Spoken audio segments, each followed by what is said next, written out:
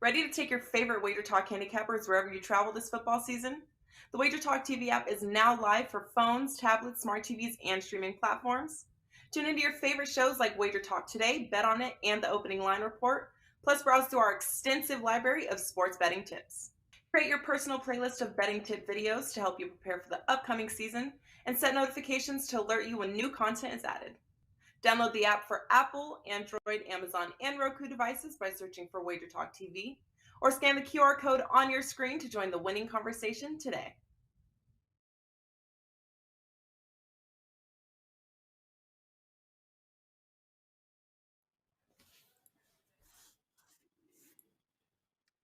Welcome in to the best damn college football show out there, bowl edition. We got 4 bowl games. Usually we're breaking down 3 guys. We got an extra one today for the people. I am Drew Martin, joined by 2 of my friends, 2 of the smartest minds in the business, Ralph Michaels, Robbie Veno. Check them both out, wagertalk.com. Pens up today, boys. 4 games we're breaking down early in the bowl season. Did you not get the email memo to wear the baby blue light shirt when you're holding your pen up? Come on. Come on, No, Drew. You see how we're dressed here? My bad. You guys really want me to get up mid-show and go change my shirt? That might get a little bit weird. I don't know if that's good. No, because you're probably not wearing any shorts. Are you like President? Don't wear shorts while you're doing the videos? I definitely have shorts on. I might not have pants all the time, but no, I'm not doing this in my underwear. That much I know. Great start to the show here, Ralph. Follow him on Twitter at CalSportsLV, wagertalk.com. Welcome in. How you feeling, buddy? Doing great. Excited about the bowl season. As you know, you can get anyone's bowls at Wager Talk for $149.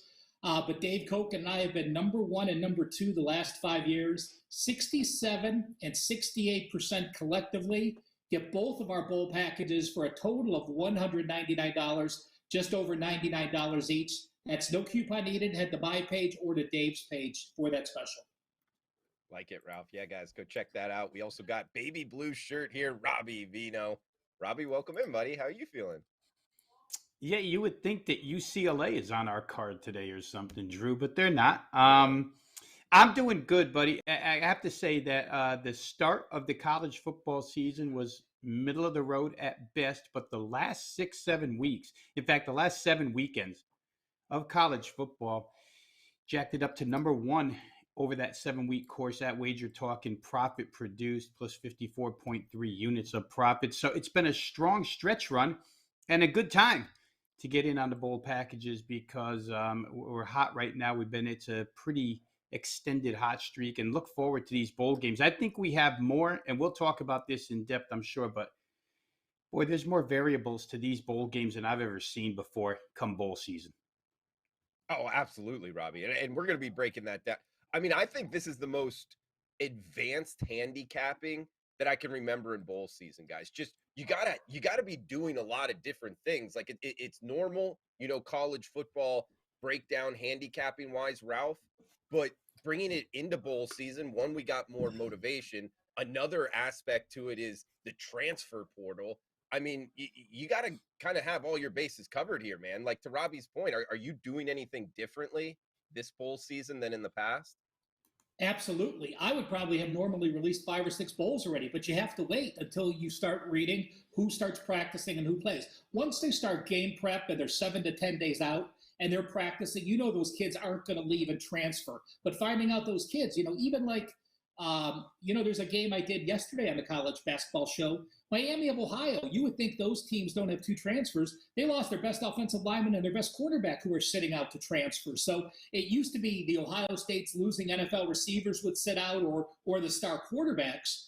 But with the transfer portal and the new age of it, it's completely changed the game. So between Rob and myself and you, Drew, we're going to start mentioning some names here, that guys that aren't playing to help you prepare. But yes, it's completely changed. Oh, absolutely. Yeah. Rob, great points as always. Ralph as well. Guys, let's get into it. Well, Robbie, do you want to throw out anything in terms of what you're doing differently this year than in years past? Well, I think Ralph's opening point about waiting before releasing holds true for me. I mean, when we conclude here today, Drew, I've come up with my first bowl play for opening weekend, which I'll release as soon as we're done here. It'll be a 4% best bet, but it is hard. There's, you know, and I don't want to waste too much of our time because there's a lot of coaching changes and coordinator changes and who sticks around and who doesn't stick around and who might it affect and who might it not affect. It's all into the equation. It's just as scrambled a puzzle as I've ever seen in a bowl season. It's on us to come up with the right sides here, or at least give our best effort to put to put ourselves in the best position to win. Well said, Robbie. And guys, we are going over the Saturday bowl slate here. Starting off 3:30 Eastern, 12:30 local time. Ralph, let's start with you. Fresno State -3.5. They did tick up here. It was under 3. It was 3. Now it's 3.5. So the money moving this towards the Bulldogs. 52.5 being the total. This is the Jimmy Kimmel Los Angeles Bowl. What do you like between Fresno State and Washington State on Saturday? Well, I'm going to start it by saying this. This is the best bet for my show, and this is one of the games that are likely going to make my card. I have not finalized it yet, so don't go stealing all the best numbers right now until I get that posted. But it's simple for me. To me, this isn't quite a big brother, little brother, but anytime Fresno State plays a Pac-12 team, it's motivation. They are excited to play that. Washington State, are you excited to play Fresno? Yeah, they win the Big 12. And then let's look. Fresno State lost to Oregon State by 3, loses to USC by 28, loses to UConn by 15, loses by 5, and loses to Boise by 20. But let's not forget, that's when Jake Haener got hurt. He got hurt against USC, and then they lost those other games with him not playing. This is a quarterback that I expect to get drafted in the first couple rounds. I actually am surprised he's playing. That's a pleasant surprise for me. You look on the Washington State side, and we know after they jettison their coach and they bring in the DC and they hire Dickert, they still have the same offense. Well, if you don't have 3 of your top 4 receivers, you don't have Stribling, you don't have Ali, you don't have Bell. Those are guys that combined for 1,500 of the 3,162 yards. So that offense, the wide receiver and quarterback have to be on the same level. I'm on Fresno State. Like I said, best bet for the show, likely to make my card as a play. Good stuff, Ralph. Great start to the breakdown here. LA Bowl, Robbie, what are you thinking as the Mountain West takes on the Pac-12 here? Yeah, I don't want to disagree with what Ralph has on Fresno State. I don't have a stake in this game, but let me just point out, if you like the Washington State side, you may look at a couple of things. First off, you would look at the strength of schedule difference, which is humongous in favor of Washington State. As far as my power ratings are concerned, Washington State played an opposing schedule that was 14 points better on season average than was Fresno State's. That's big. Certainly the Mountain West didn't have a lot of quality teams. Certainly the Pac-12 did have a lot of quality teams. I went a little into the fundamentals here, Drew, and I kind of thought to myself, is Washington State comparable to Boise State, the very last opponent that Fresno played and defeated to win the Mountain West Conference Championship? On surface look, you would say yes. You would say they both play a spread offense. They both have solid defenses. I think the difference here, again, Washington State scheduled toughness against Boise's is better. And the Washington State defense overall playing that schedule, I think would be better than Boise. So let's look at how Boise did against Fresno State in 2 meetings this year. First time around, as Ralph mentioned, we don't have Jake Haener in that game. It's Logan Fife. In that game, Boise held this Fresno State offense to 233 total yards, 3.8 per play. Now the second time around, they did get Jake Haener. Boise did. And even though Fresno won the game and is in this bowl game, Fresno did nothing offensively. 245 total yards, only 4 yards per play. That's not a huge upgrade. Weather conditions weren't great, but Haener didn't bring a huge boost in offense the second time that Boise State saw that offense. I only bring that up because the last time we saw Washington State, they got absolutely cooked by Kalen DeBoer's Washington Husky offense, right? I mean, Washington went wild. Michael Penix Jr., they've got 485 passing yards. They've got 703 total yards. It's the only time this season Washington State gave up double digits per pass attempt. However, They're going to come back here and they're going to play that same Kalen DeBoer offense again. Remember, Kalen DeBoer left here at Fresno to go coach Washington, but all his principles were left behind, and all they really did was elevate their wide receivers coach, or elevate within the program, to offensive coordinator. So everything's the same. Question you have to ask yourself is, did Washington State learn anything? I think there's one significant difference, guys. Washington plays at a pedal to the metal type pace, and Fresno does not. Fresno's 91st, believe it or not, in seconds per play. They go very methodically, even though they run spread principles. It's the same exact offensive design. I think slowed down a little bit Washington State in their second look defensively, which has really been their calling card all season long, more defense than offense. I think they might be able to contain Fresno State a little bit here. We will see. Jake Dicker is going to be the play caller on defense here because Washington State has lost both coordinators, right? Brian Ward, the defensive guy, gone. Eric Morris, yesterday hired by North Texas, gone. So you're dealing with, an offense that will probably run itself only because Cam Ward knows Eric Morris's offense so well from Incarnate Word. If the motivation is there for Washington State, maybe they're good enough defensively to keep this close. I do think the motivation will be there for both. I think Jake Dicker obviously wants to win a bowl game with this team. Remember how far they've come since the Nick Rolovich COVID situation. I'm not on the game. It's played in really good conditions. We could see a lower scoring game than anticipated, guys. That's the strongest nod I would leave you with on this game, is I do think maybe this thing stays under 53 points. Washington State has shown to be able to play a lot of defense most often this year, more often than not this year, and Fresno State the same thing. So I might take a small look at under, but I really don't have a play on this game. And Robbie, for sure, the Washington State OC, he left for North Texas. Yeah, Drew, I was trying to look that up this morning, and I couldn't get it definitive. North Texas does have a bowl game, and you would think that he would want to be present for that to take a look at the personnel, but I am not definitive that he's not going to be at this bowl game. I couldn't find, that in those certain words. If you read between the lines, it seems that way, but I couldn't find it in those certain words.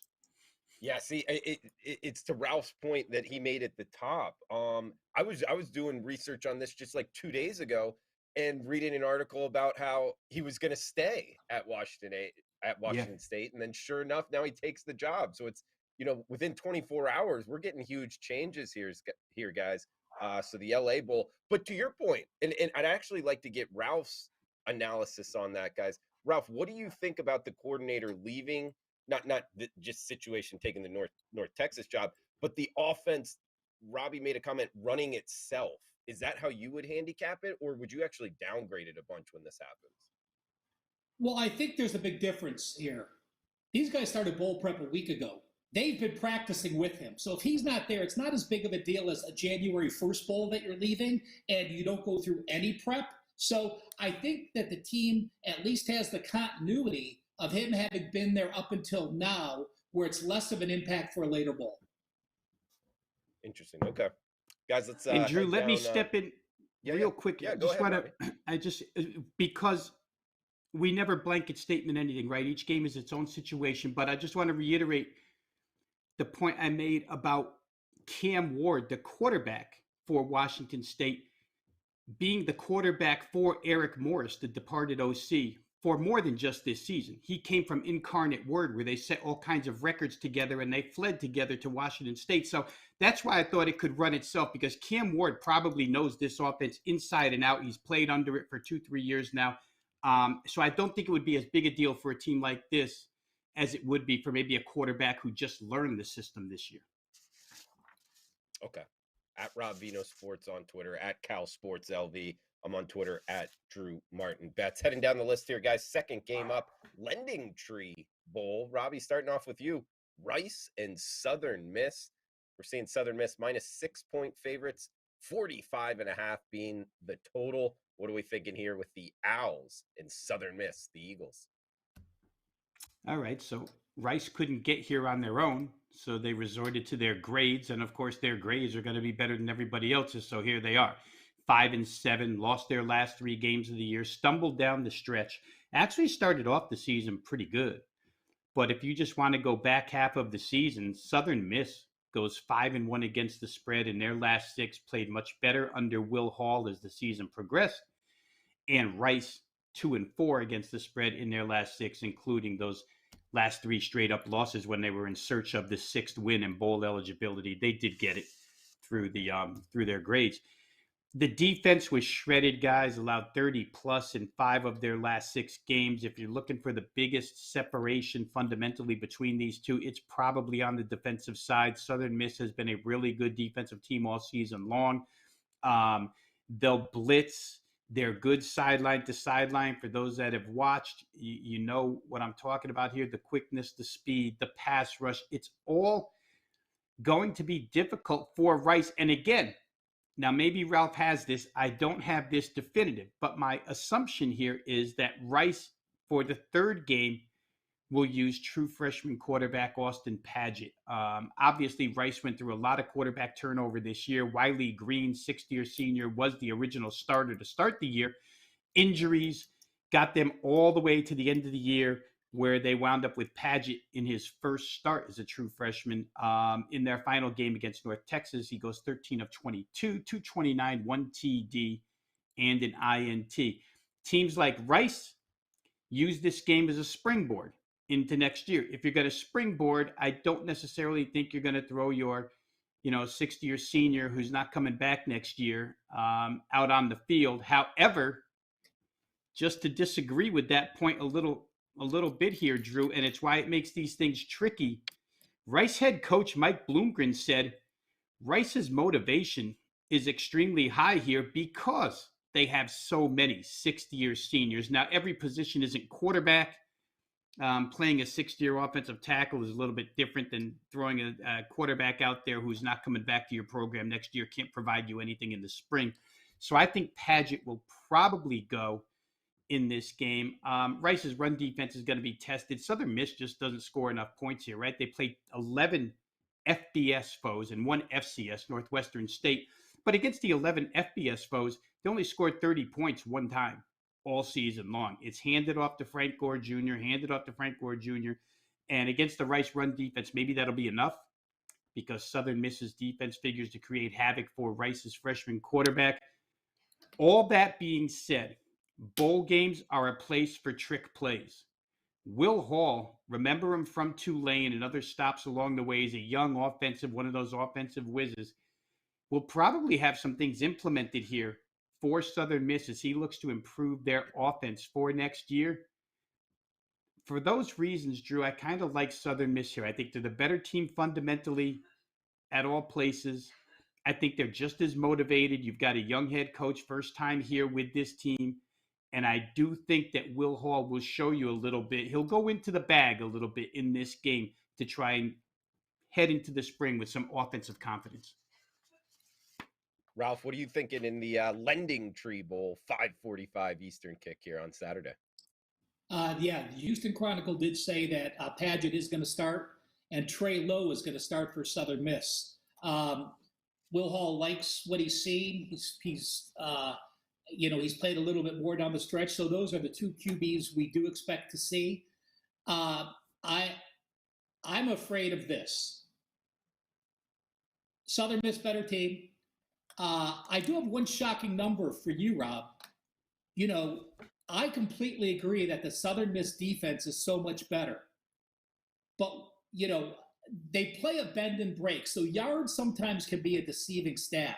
Southern Miss is actually number 70 on the season. They are allowing their opponents 1 yard more than they've gotten on the rest of their season on the average.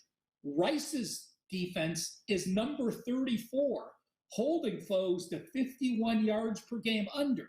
Now, some of that could be, listen, when you're going to USC doesn't, they're up 6, you win 66-14, you're not piling up yards late. When you knock off Houston and you hold them to 427, you're not piling up yards late. But that North Texas win at the bottom, they held UTSA to a season low, 230 yards. Yeah, UTSA was in a look ahead. And then North Texas, they held to 415, which was 110 yards below their average. So I'm going to say that I'm going to lean under this game.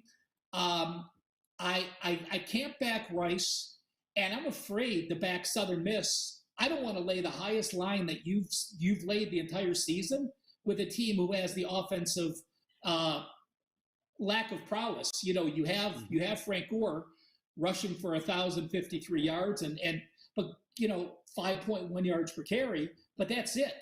Playing the two young quarterbacks, I would lean under in this game. Like it, guys. Next game up, 3 out of the 4 games we're going to be breaking down, heading to Las Vegas for the Las Vegas Bowl here, 2:15 Eastern, 11:15 local time, I believe. The Florida Gators and the Oregon State Beavers. We're seeing the Beavers minus 10-point favorites, 52.5 being the total. Ralph, coming back to you. We got some guys hitting the transfer portal, heading to the NFL as well, mainly on the Gators side of things, and SEC and Pac-12 getting after it in bowl season. I don't remember that a lot in the last couple of years. Good to see it. I believe you're actually coming to us from Las Vegas. Any interest in going to the game and any interest in betting it? I might. It just depends how things pan out. I was hoping for a more exciting game. Let's remember, this is the first year because of Allegiant Stadium that the Las Vegas Bowl has changed. It's going to be Pac-12 against SEC one year, Pac-12 against Big Ten the other year. So they're going to rotate with the Pac-12 being the team that is always coming. Double-digit Bulldogs. Let me just mention this. I'm not saying I'm backing Florida, but if you blindly played every double-digit Bulldog since 2008, you have cashed 61.2%, and over 60% of the games have gone over. You don't have the same defensive mentality when you're playing as a huge favorite in the bowl. You don't care about expanding it. Remember, you spent the whole week with these kids. You were probably bowling with them or went axe throwing with them, or you had dinner at a combined thing. There's not the same intensity. So, Rob said we're never going to make blanket statements, but it would have to take a hell of something for me to ever play a double-digit bowl favorite. So with that out of the way, you have 2 quarterbacks that have taken snaps for Florida, Richardson and Kitna. Guess what? Neither's playing. Your receivers, you're missing 2 of your top forwards, Shorters and Reynolds. You're missing your number 4 rusher in Wright. And then on the Oregon State side, only Chance Nolan, who played 5 games, is the person that I have out. There may be a couple that I missed on that, but I'm going to say this. I am not going to play against an SEC double-digit favorite, an SEC double-digit dog, but I can't back Florida. All right. Good breakdown there, Ralph. Robbie, coming to you next. This is a game I spent a lot of time on, man.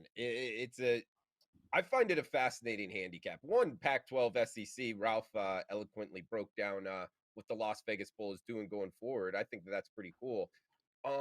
What I'll say, though, Robbie, is Ralph talked about the top 2 quarterbacks for Florida not going to be playing in this bowl game. Richardson going to the NFL, which, by the way, I don't think is – I think he should stay into college, get another year. But, hey, it is what it is. Go make that money, I guess.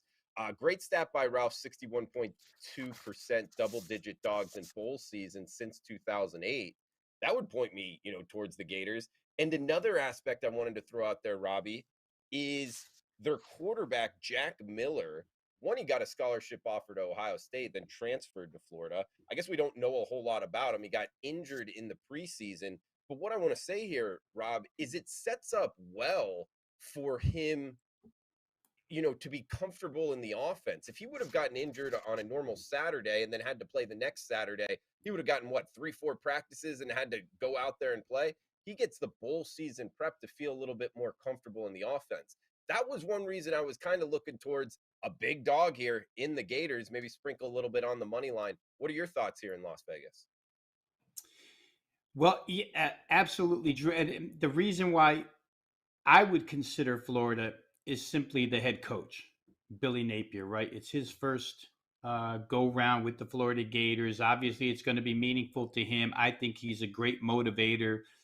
Yes, they've lost a lot of guys that are going to go to the NFL, but he's got a lot of kids there that he's going to have for the next couple of years that he's trying to get to the top of the SEC East and eventually the top of the SEC overall. All that being said, I think it's really hard to reconstruct your offensive system in one game, no matter how many, 1 or 2 weeks of practice, really not enough. Jack Miller is not Anthony Richardson. You have to take that piece of the playbook basically out here. We'll see how the Gators handle it, but Jack Miller's more of a drop back pro style quarterback, pocket passer, not the dynamic, I can break off a 60-yard scramble like Richardson is. And a lot of those quarterback designed runs, I don't believe will be part here. The game plan will probably be simplified. Some would call it dumbed down. I'll call it simplified here, just to, get a look and get him accustomed to being out there and having snaps against a defense, Drew, that if Florida's passing game is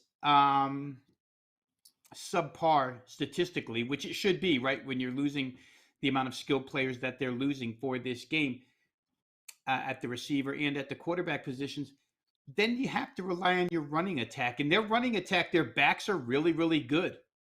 But Oregon State's run defense is really, really good. It's probably the best feature of that defense. I think you'd rather attack Oregon State through the air than you would on the ground.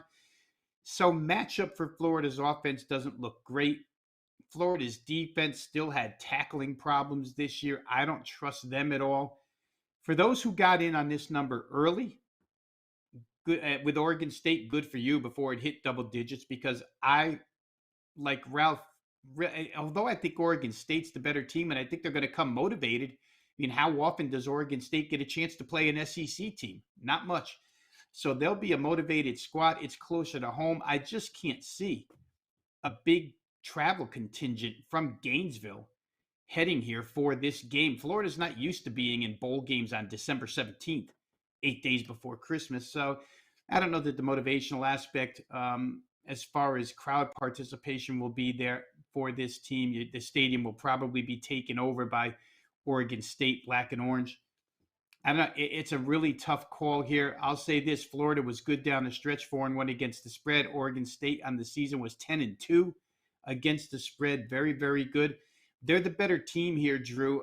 It's just a question of whether or not you want to lay a full 10 points. And I'm not sure I'm willing to do that against Billy Napier. Hey, Drew. Okay. I have one more number to give you. Since you were talking about Florida, Billy Napier as an underdog is 16-3-1 against the spread. That's a pretty good number. And FYI, why the game's so early? The Raiders have to play, and they have to leave at least 20 hours from changing out the artificial college football turf to the grass turf for the Raiders the next day. Interesting, right? Is that always like that? They have one surface for college and one surface for pro? Yeah, that's why UNLV plays on Friday night and never Saturday night when they play the Raiders on Sunday. They let UNLV play one game on grass this year, but the rest of the UNLV has an artificial turf for college, and the Raiders have 2 grass fields that they motor in and rotating them. Wow. Have you noticed anything different in betting that? Like wanting to bet maybe the under when it's grass and the over when it's artificial? I'm just thinking off the top of my head. The Raiders are always grass, so that hasn't been a difference. And that one game UNLV, I didn't notice the difference. It was, I think it was the San Jose State game, and they had a lot of turnovers in that game. The quarterback got hurt, but don't quote me on that because I don't have that in my thought process. But like I said, if you want Florida and you want to back the coach, 16-3-1 against the spread is a pretty damn powerful number. Absolutely. Good stuff, Ralph. And Robbie, you brought up the Gators and traveling. I'll tell you this, just from, being living in Florida and obviously SEC alum, Florida travels pretty well, and Floridians tend to love Las Vegas. I wouldn't be surprised if there's some orange and blue in that state. It will be interesting. Ralph, if you go, let us know, man. I wouldn't be surprised if there's a bunch of Gators there, though. We got one game left. We'll hit best bets as well, guys. We are up against it a little bit time-wise, so maybe just throw them both out here. Boise State, North Texas, minus 10.5. Ralph, coming back to you. We got the Broncos and North Texas firing Seth Luttrell. I thought that was kind of surprising. 59.5 being the total. Minus 10 in the hook here. Minus 11, that's Boise State. Anything here, Ralph? Well, as I told you, I'm not backing Boise. When I look at these goals, you have a Boise team. Are they excited to play North Texas? No. Is North Texas excited to play in-state? In-state, you do get a boost when you're playing in front of your home fans, this being the Frisco Bowl. in Toyota Stadium.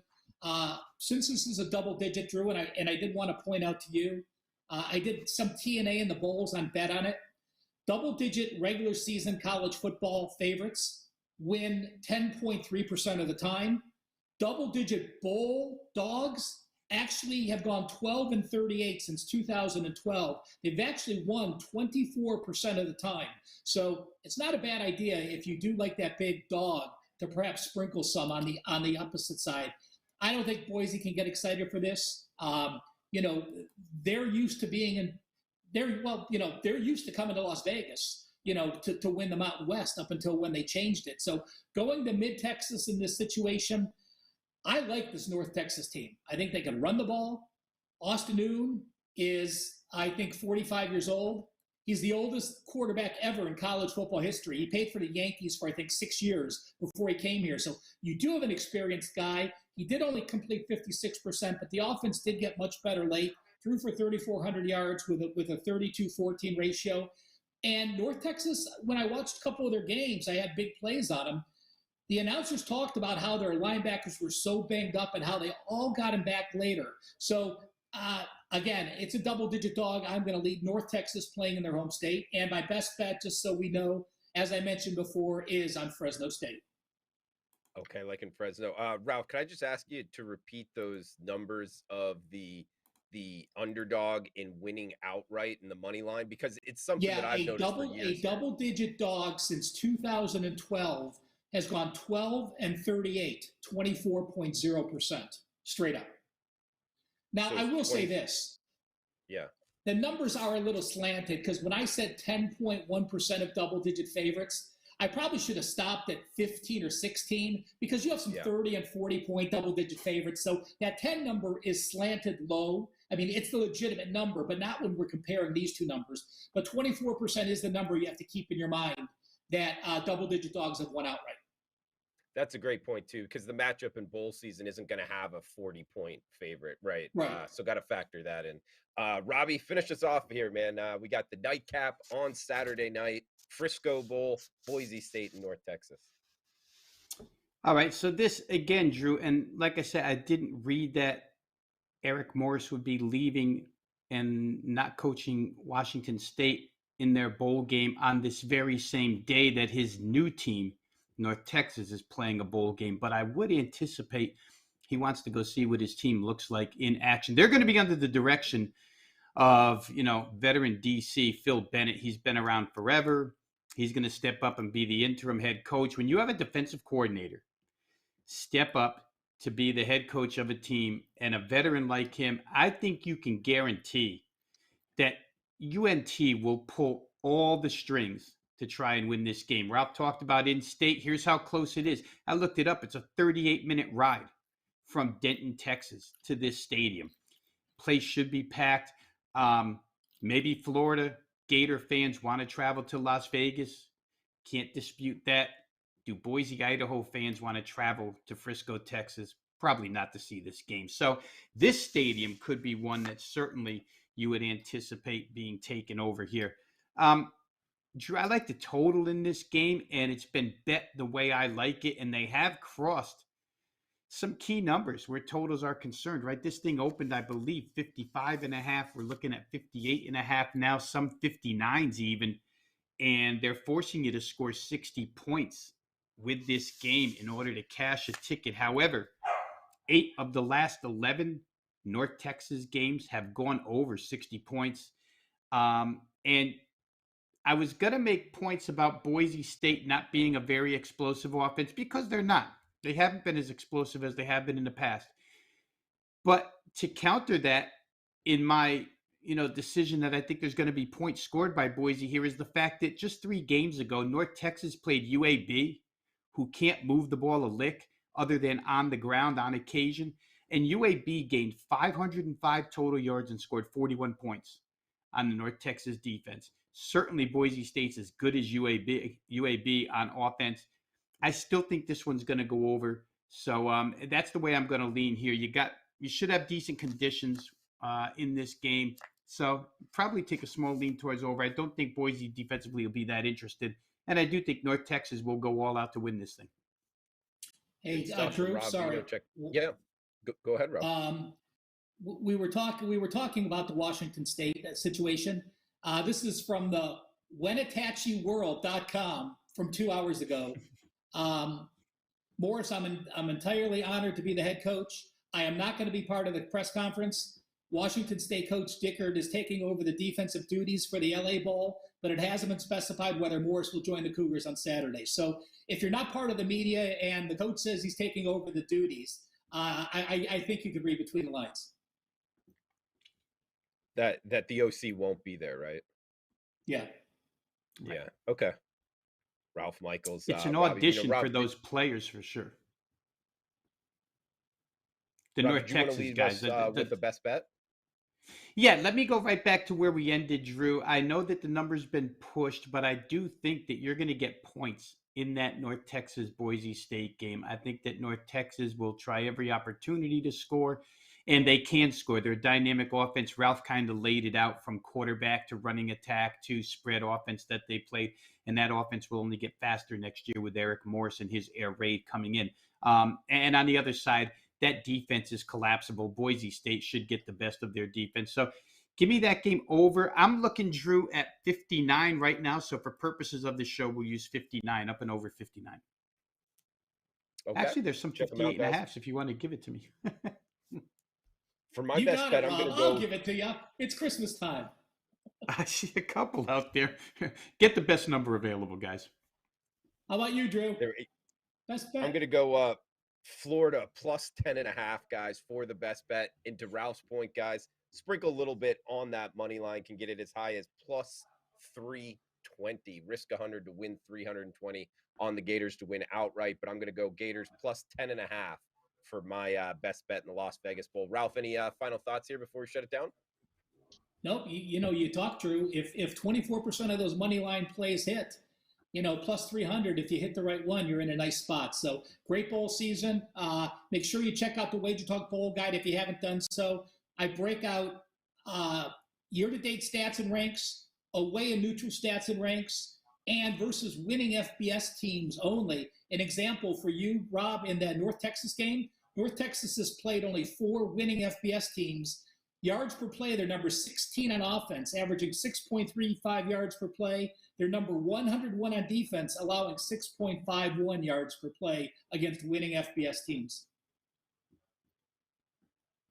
A lot of yards there, guys. He's Ralph Michaels, Rob Veno as well. Check them both out, wagertalk.com. I am Drew Martin. That's going to do it for Best Damn College Football Show. Bowl season edition. We'll be back next Wednesday as well, breaking down the next set of games. For Ralph, Rob, I'm Drew. Cash those tickets. Thanks for tuning in.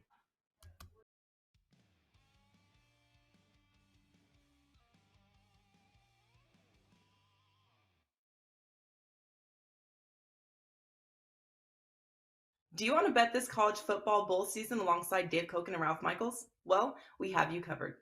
When you look among the list of our handicappers, some are known more for specific sports, and when you mention college football, two that jump out are Dave Koken and Ralph Michaels. Mr. Dave Koken has been the all-time profit leader in college football since he joined Wager Talk, and while the regular seasons have been profitable, his performance in the bowls have been even better, going 45-22-1. That's 67%.